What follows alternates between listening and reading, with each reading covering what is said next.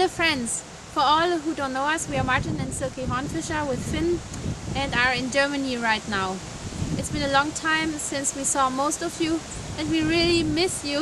And what happened to us during the last month, Martin will try to catch you up and I'm gonna go run after Finn. See you soon. 2 days BF before flood, we left our home in Galena and traveled to Germany. The only family member we left behind was Kiska. He's currently staying with the Moses. Hey, and we heard he's doing fine. Since we are originally from Germany, most of our supporters are from Germany. Our German mission board DMG wanted to see if we are still alive without supermarket and cinema. 3 years ago we moved to Galena, so it was a treat for our families and for us as well to see each other again. Obviously, we confirmed to the mission board that we are still alive. We gave them even more information about our ministry in Galena and the new friends we made there. Every morning at the headquarters, the staff is coming together from 8 to 9 a.m.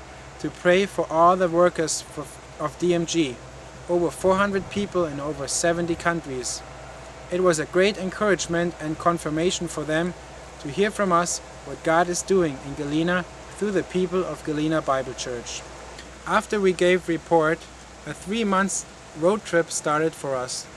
We have around 100 individuals and 3 churches which support our ministry, and we were busy to cover as many as we could. The theological seminary, where we finished 10 years ago, was so kind to give us a car we can use for the time here. During the trip we stayed with friends overnight, sometimes every night in a different location. We had numerous opportunities in the whole country sharing what God is doing in Galena. We talked about the growth of the church, about young life, the parenting workshop we did as a team, or the efforts to get connections to the surrounding villages. Even though we left Galena BF, we felt like we were still right there. When the waters came, we were in contact with some of you. Via Facebook, we have seen the shocking pictures and the power of the mighty Yukon and its devastation. We even could see parts of our household at the TV news. I think Jason sent us the link. Some of you got our stuff out of the destroyed house and that was stored here in the church, so just to see what might be salvageable. Others cleaned our dishes again. What a service. We shed some tears about the stuff we lost, even though we don't really know in specific what's left. But we also had tears of joy, realizing that nobody died during the catastrophe. Our flight back to Galena was planned for end of August. Unfortunately, we had to change the flight. How come? As resident aliens, we need a visa to enter the US again. We heard some people can't come back to Galena, they have no housing anymore. Others say they come back next year. Our rental place got destroyed as well. But we are blessed. Lots of you and volunteers from outside are preparing a place for us to stay. And we want to say thank you so much for it. I heard it looks way better already. The only thing we need to be able to return is the visa renewal. So we had to postpone the flight to November 13th, not knowing if the visa will be there that time. As of today, the paperwork is still in process. The recent shutdown of the US government was not really speeding up things in this case. I tell you what, as soon as we get the visa, we will be coming back. Beginning of September, school started for Finn in Germany. We don't have the homeschool option here, so we stopped the nomadic lifestyle, which is a good thing, I think. So currently, we are living in a 450 square foot apartment at the mission board headquarters. It is in the state of Baden-Württemberg, so the southern part of Germany, next to a little town called Sinsheim with a population of 35,000. The car industry of Mercedes, Audi, Porsche stays all within a radius of 40 miles. Finn is going to a small village school. Well, 700 people live there. To get the most out of the unplanned extension in Germany, I started a training course at Columbia International University at their European branch about church planting. This takes half a week. The remaining time we still do support raising. The mission board is also getting requests from different church denominations for conferences and services, and we help out to cover them as well. So let's come to the prayer requests. While the explained visa extension would be a good one. Finn is also doing good at school, but he's missing Kiska and all his other friends like Preston, Clint, Daniel, Caden, the Tulloch girls, Naomi. You also can pray for safe travel and good meetings for the sake of Christ. I'd like to introduce you to a little critter that lives around here. Even though the population is around 720 people per square mile, we still can find them here. It is mid-October and shortly after 10 p.m. I take my jacket, reach for my flashlight and walk outside into the dark. It is raining, no frost in Germany yet. The perfect weather for my plan. In the light of the flashlight, I am searching the ground. I am in the woods. There, a toad, a bug, and many snails. But I'm looking for something different. It doesn't take me very long and I see the first guy crossing my path.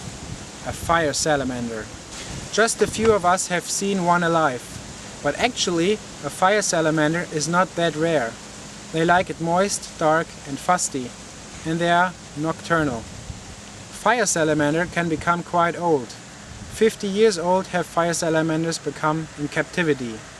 They can live in our neighborhood for decades, and you wouldn't even notice that they are there. Is it the same with us Christians? Nobody notices that we are Christians, although we are living right amongst the people.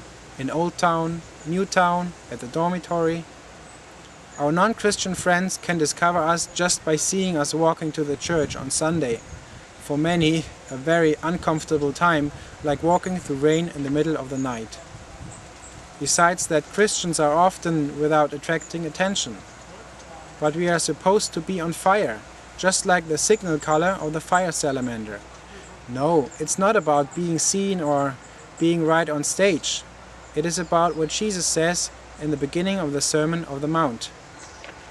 You are the light of the world. A city on a hill cannot be hidden. In the same way, let your light shine before men, that they may see your good deeds and praise your Father in heaven. Jesus stresses the good deeds, so it is not just preaching. We call ourselves Christians like our model Jesus Christ. He didn't just preach, but he did good things like healing the sick, feeding the people, and had time for the children. What a great example. So let's follow him that others might see Jesus. This is exactly what I have heard from many people at the Galena Bible Church, which is not just a building, it's you, was doing. You are the light of the world. You are the light in Galena. This is not a one-time thing. We have to prove and practice it every day. Let's do it continually in Galena, in Germany as well. From the fauna to the flora, we have lots of chestnut trees around here. Just look behind me. Now in the fall time you will find thousands of chestnuts on the ground.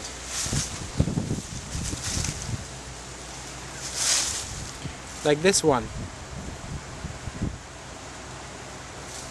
They will remain there till the spring comes, if the wild boars won't find them. But there's a lot of effort for the chestnut to sprout. It usually will not sprout on a good fertile ground. The dirt has to be rather lean, so the chestnut is forced to dig in long tap roots into the ground. This is a lot of work, but at the end it helps the chestnut to survive. If a drought is coming, the little chestnut tree is able to survive since its tap roots is deep enough. Also, if a heavy rain comes, the chestnut will not be washed away since its tap roots is deep enough and will hold it. But remember what kind of circumstances the chestnut had to go through in order to establish a deep taproot.